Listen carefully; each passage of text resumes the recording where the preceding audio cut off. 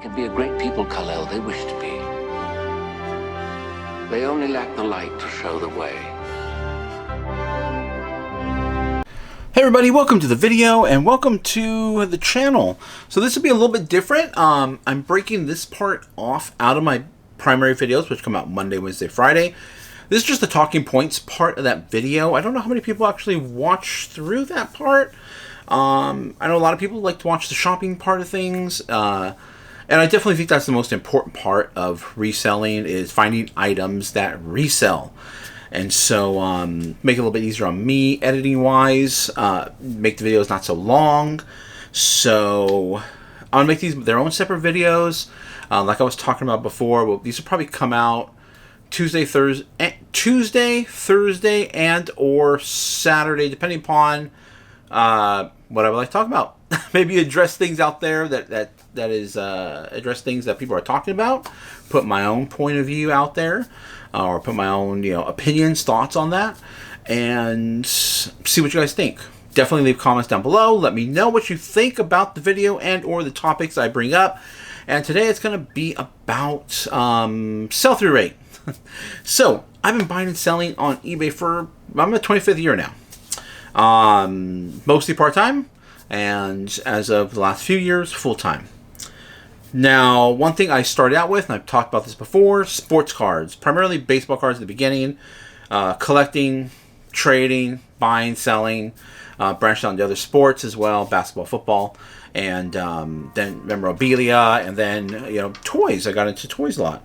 And the toys really, and the reason why, because I love cards. I love baseball cards and collecting them and toys. I was a huge toy, not necessarily collector, but I like playing with toys when I was little. And I had a bunch of toys, G.I. Joes, Transformers, Dino Riders, Legos, all kinds of toys. Teenage Mutant Ninja Turtles.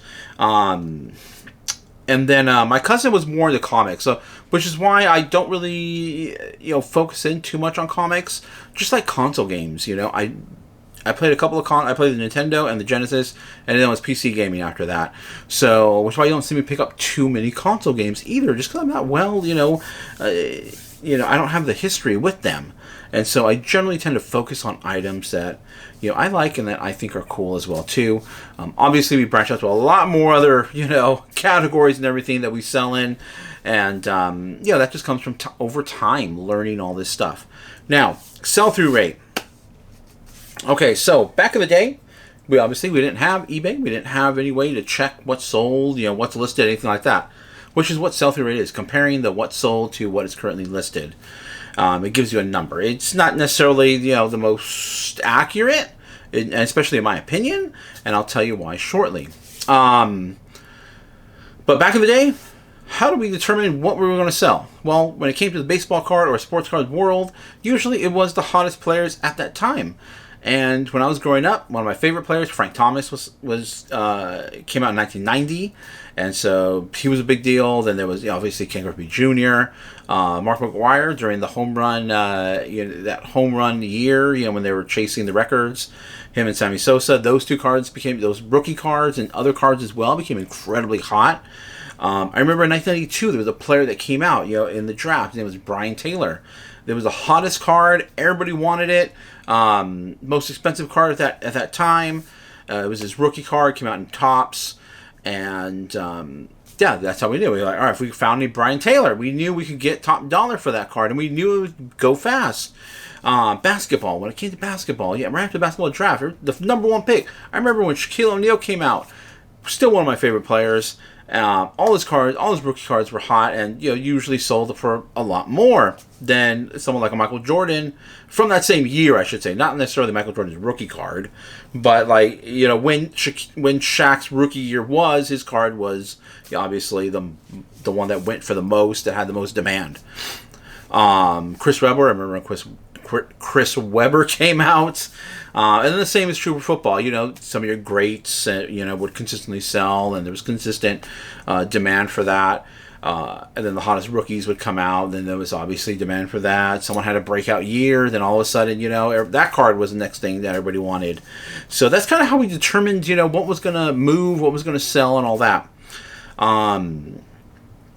On a side note, I remember we got a show over at the Cow Palace, which was in I would say it's in San Bruno or South San Francisco. I never remember exactly where the Cow Palace is, which I'm pretty sure it's still there. But either way, I picked up a box of cards at that show, and that box was an amazing box because I got a two of the hottest rookies that year, Peyton Manning, Randy Moss. Actually, I got all the rookies in that box.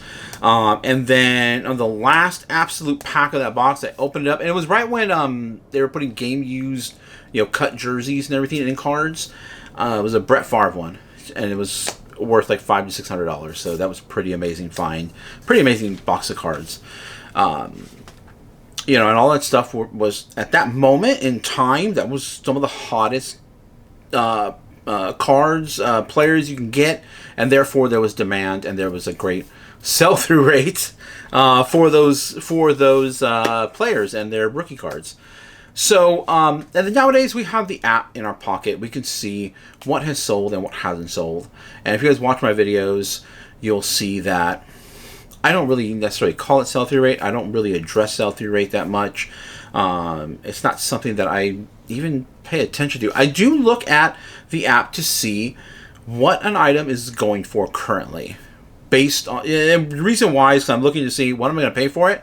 What can I potentially list it for? What are people paying for it right now? Are there no solds? Okay, let me go in to see what's currently listed, because I know this is a cool item and I know I can sell it. There's a lot going on when I'm looking at an item in my brain, and it happens really fast, and I really quickly determine, can I sell this item? I'm not looking at sell-through rate as far as, okay, let me look at the sell-through rate. The sell-through rate's telling me I shouldn't buy this, so I'm going to put it back on the shelf. If it's something that I know I can sell, I'm going to pick it up, but I'm going to look to see what it's currently going for, because sometimes, even though I can sell it, am I going to be able to sell it at what people are paying for that item? Am I going to be able to sell it for a profit? And then I'm going to look at to see what it's going for. And if I cannot sell it for a profit, then I'm leaving it behind. That's the proper phrase I was looking for there. But sometimes an item has not sold or has no sales history because people are overpricing it. And I've come across that. There was an item recently where, I can't remember what the item was, and I believe I mentioned it as well too in a video. I think they were all listed for around $60, $70, $80. I forgot what the product was. I think it was a glass piece, and in my opinion, it was really around a $40-ish item, and I listed it for $40, and it sold for $40. And then I created a sales history for that item on eBay, or a sell-through rate, I guess you can call it, on eBay. There was a glass sculpture I sold in one of my videos. It just happened several months ago. It was a glass sculpture, 2 cats. There was no sales history on that actual sculpture, and I ended up selling it for $60. If I had left it behind, I wouldn't have had that sale. So there comes a point where you have to, grow beyond, and I'm going to say sell-through rate. You have to grow beyond the sell-through rate. There comes a point where you will need to have the ability, the knowledge to say, can I sell that? Can I not sell that? And I've talked about window dressing your items on eBay. Great pictures, great title. You got to draw people in, just like stores used to do, and stores still kind of do that nowadays. You want to draw people into your store. And I'll show you an example of an item too as well that had no sell-through rate, but I sold it. But what really you could be leaving potential profit behind. Now, sell-through rate can be very helpful in the beginning. If you're just starting out, you have no, you're like, all right, I want to get started. I want to start reselling items. What should I be reselling? Then at that point, I would recommend going through sell-through rate. If you don't have someone standing right next to you telling you what to do, although you can look on YouTube as well too and see what's going on. Sell-through rate is also a moving target. It could change from one month it could be this, the next month it could be this, the next month, 1 year it could be this, next year it could be this. It's a moving target as well too.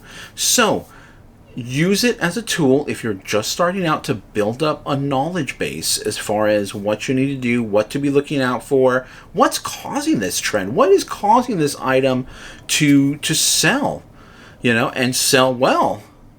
And then being able to, hopefully, as time goes on, learn to be able to identify those items, without a sell-through rate, So let me just jump right into an item. Oh, where's my phone at? Let me jump into an item here that I recently sold. Had no sell-through rate. There were others similar to this, but I really, really couldn't find this.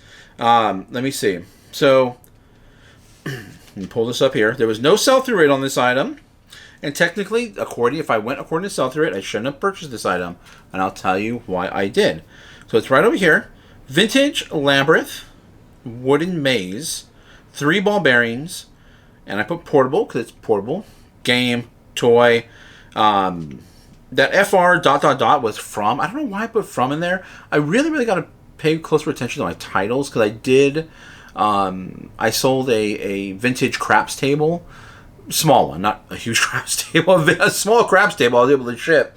And I put cramps instead of craps. So I really, really got to tighten things up around here and be a little more cautious here.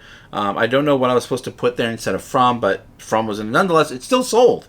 So $13.77. Again, there's no branding on this at all. It's just a wooden maze, labyrinth, whatever you want to call it. No sales history at all. Really cool piece in my opinion. And that's the main reason why I picked it up. It was a cool piece.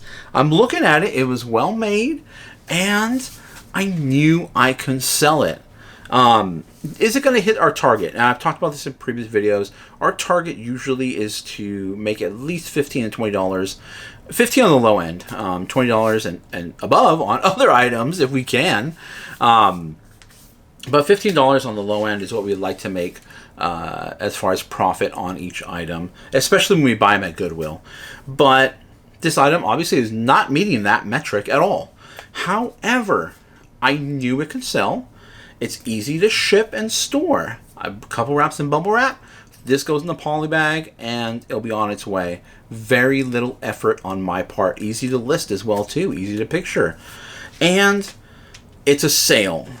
And one thing I've addressed in a previous video as well too is selling items is a great activity for your store, and you want to keep your store active. Selling is a form of activity in your store.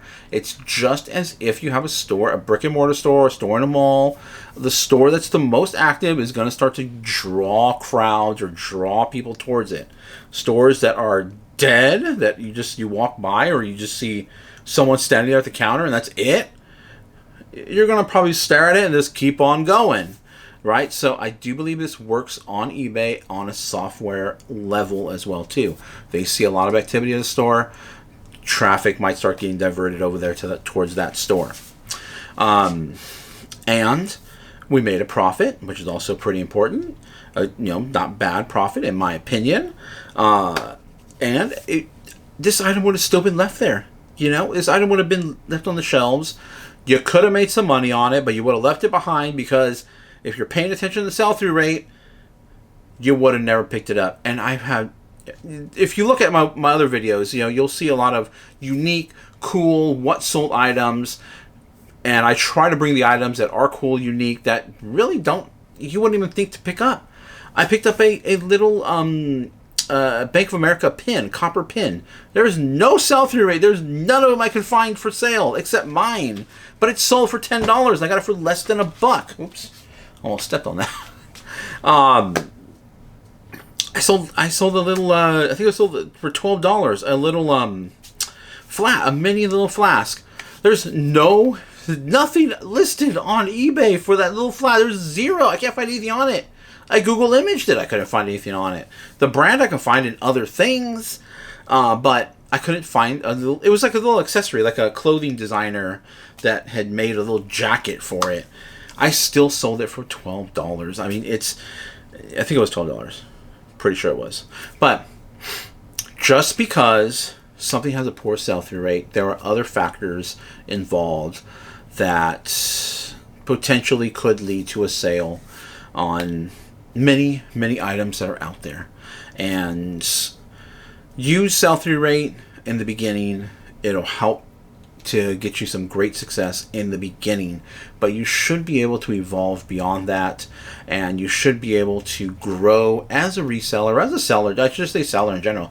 You should be able to identify items that you know you can resell, and the data says don't do it, but because you have, you know, this other, you know, this seller mentality, I guess, or this, you know, sixth sense of selling, I guess you can call it.